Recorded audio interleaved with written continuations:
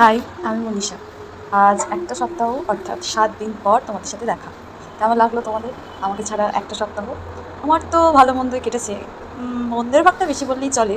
তার কারণ সেমিস্টার, সাথে পুজো, কেনাকাটা। ভীষণভাবে নাজেহাল হয়ে পড়েছি, বিশ্বাস করো। সব কটাকে একসাথে সামলে উঠতে আমার একটু সময় লাগবে। সেই জন্য তোমাদের সাথে চাইলেও আমি ভিডিও শেয়ার করে উঠতে পারিনি।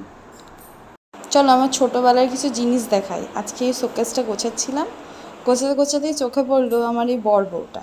এটা মা ছোটোবেলায় শখ করে কিনে দিয়েছিল, আমার খুব পছন্দের এটা। সাথে সাথেই দেখি অঝোরে বৃষ্টি। আচ্ছা, এবার শুনছি নাকি ষষ্ঠী থেকে প্রচণ্ড বৃষ্টি হবে। এত যে জামা কাপড়, এত প্ল্যানিং প্লটিং, ঘুরতে যাওয়া, খাওয়া দাওয়া, আনন্দ মজা, দেখাশোনা, কী হবে সেসবের?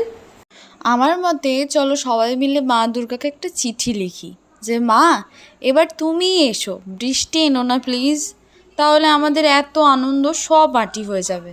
পরীক্ষার মাঝে একদিন ছুটি পেয়েছিলাম, তাই মা বলেছিল আমার কাজে একটু সাহায্য কর। তাই এই শোকেসটা আজকে মাকে গুছিয়ে দিয়েছিলাম মনের মতো করে। এই তো, এখানেই শেষ। রাধে রাধে।